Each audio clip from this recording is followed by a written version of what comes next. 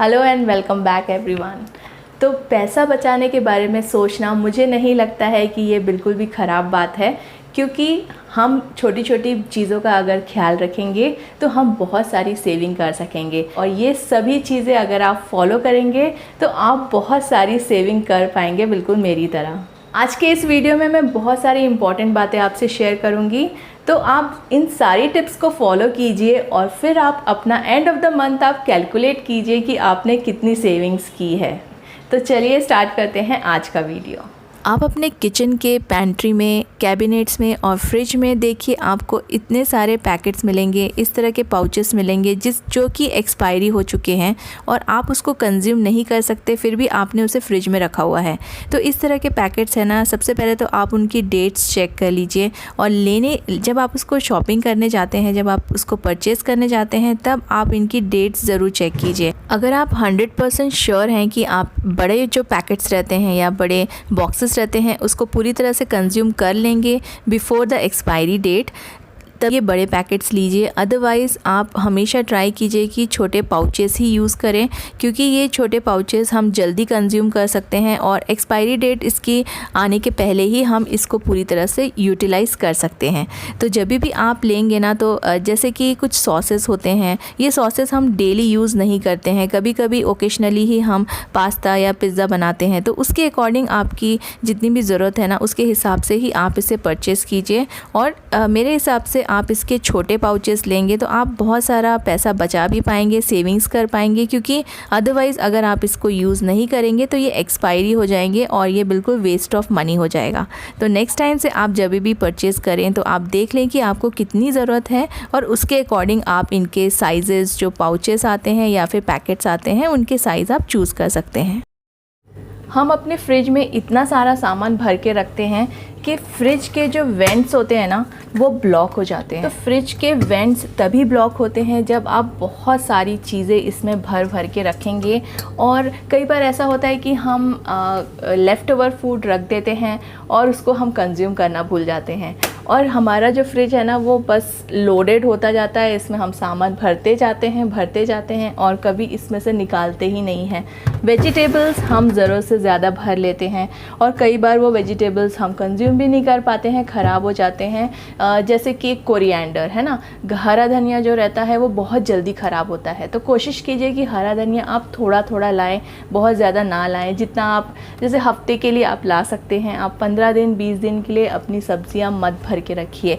इससे आपकी सब्जियां भी ख़राब होने का डर है और आपका जो फ्रिज है वो ओवरलोड हो जाएगा और इसके जो वेंट्स हैं वो ब्लॉक हो जाएंगे, और वेंट्स ब्लॉक होने से आपका जो फ्रिज है वो इलेक्ट्रिसिटी डबल कंज्यूम करेगा। अगर आपको अपना इलेक्ट्रिसिटी बिल भी कम करना है तो आप अपने फ्रिज का ध्यान दीजिए, इसे आप बहुत ज़्यादा ओवरलोड मत कीजिए। हो सके तो इसमें कम से कम सामान भरिए, जितना ज़रूरत है उतना ही सामान आप इसमें रखिए। और भी एक चीज़ होती है घर में जो हम भर भर के रख देते हैं, वो है मेडिसिन्स। तो मेडिसिन्स एक रिक्वायरमेंट है, कभी भी इमरजेंसी में हमारे पास मेडिसिन्स होनी चाहिए, लेकिन मेडिसिन्स भी आप उतनी ही परचेज़ कीजिए जितना कि आप उसको कंज्यूम कर सकें, या फिर जब भी इमरजेंसी हो तब आपके पास वो रहे। लेकिन हद से ज़्यादा अगर आप स्टोर करके रखेंगे तो उसकी जो एक्सपायरी डेट है वो आ जाएगी और आप इसको ऑब्वियसली कंज्यूम नहीं कर पाएंगे और ये वेस्ट हो जाएंगी। तो आप कुछ स्ट्रिप्स, कुछ मेडिसिन्स ज़रूर रखिए स्टोर करके, वो बहुत ज़रूरी है, लेकिन एक लिमिट में रखिए सो डैट आपका बहुत ज़्यादा पैसा भी में वेस्ट ना हो। और बाकी चीज़ों की तरह मेडिसिन्स खरीदते टाइम भी उसकी एक्सपायरी डेट और उसका ये कितने दिनों तक चलने वाली है ये भी चेक करना मत भूलिए। हमारे घर के कुछ अप्लायंसेस ऐसे होते हैं जैसे कि गीज़र, रेफ्रिजरेटर, एसी, ये सारी चीज़ें बहुत ज़्यादा इलेक्ट्रिसिटी कंज्यूम करते हैं।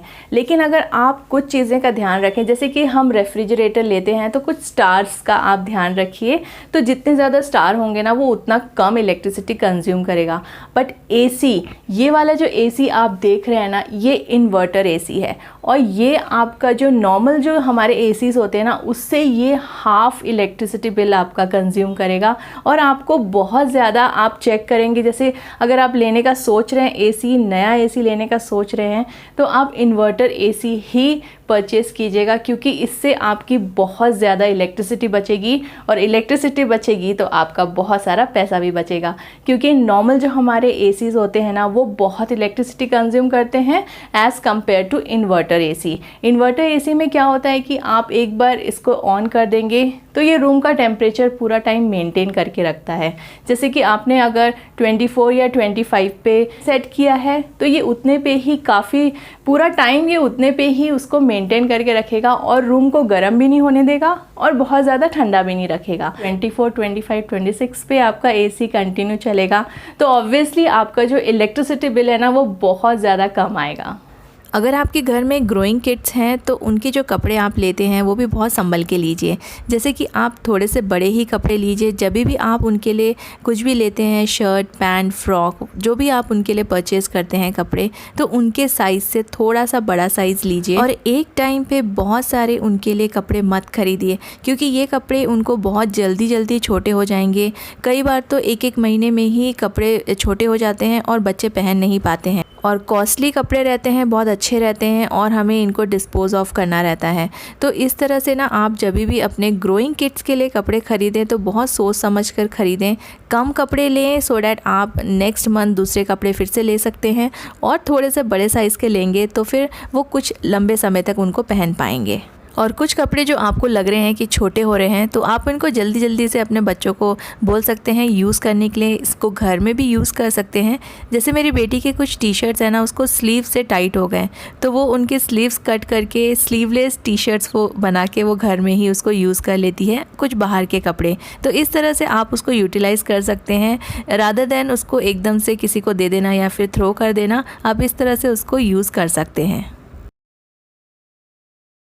आप जब भी अपना मेकअप का सामान, cosmetics, nail paints, lipsticks, compact, ये सब ख़रीदते हैं ना, उसमें भी आप बहुत सारे पैसे बचा सकते हैं। जब भी आप इस तरह की चीज़ें लें तो आप बहुत सारी एक साथ मत लें, क्योंकि नॉर्मली नेल पेंट्स सूख जाते हैं, ड्राई हो जाते हैं और ख़राब हो जाते हैं, आप उसको यूज़ नहीं कर सकते हैं।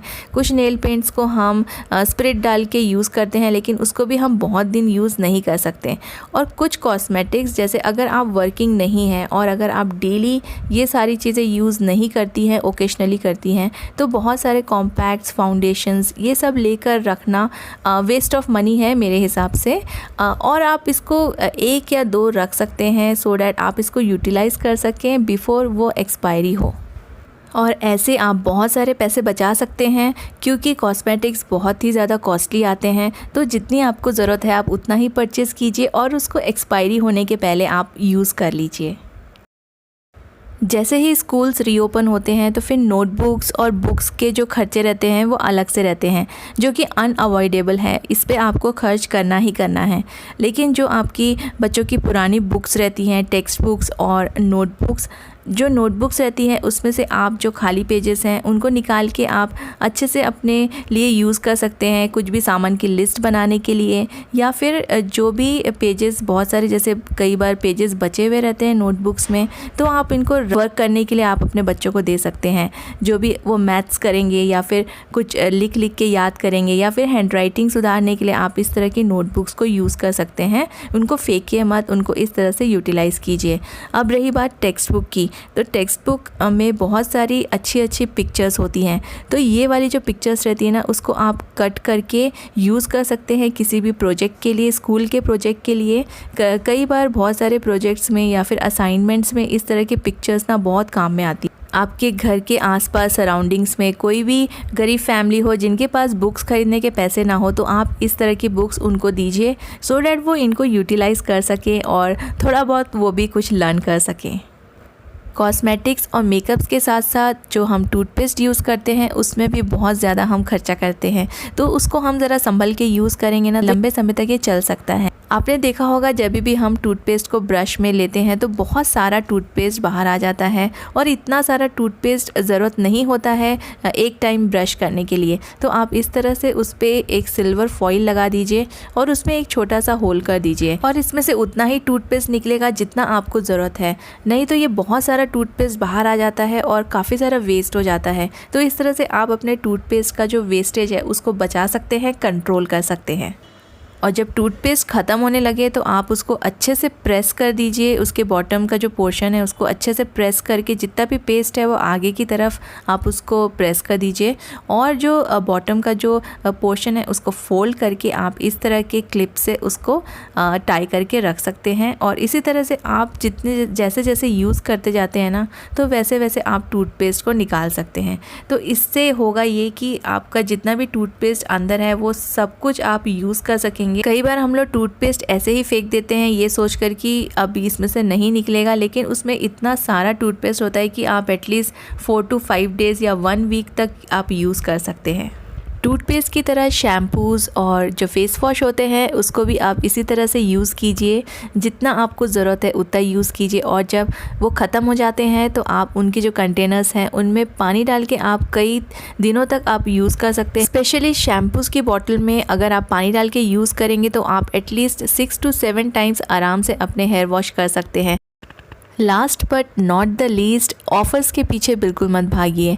Festive offers, occasional, seasonal offers, ये सब बहुत ही अट्रैक्ट करते हैं हम सबको और हमें ऐसा लगता है कि हम बहुत कम पैसों में शॉपिंग कर रहे हैं, लेकिन एक्चुअली ऐसा कुछ भी नहीं होता। ये ऑफ़र्स सिर्फ दिखावे के होते हैं और उतने ही पैसे आपके लगते हैं जितने नॉर्मल टाइम पे आप परचेज़ करेंगे। तो अगर आपको ज़रूरत है तभी आप परचेज़ कीजिए, किसी भी ऑफ़र्स को देखकर ज़बरदस्ती का परचेजिंग मत कीजिए।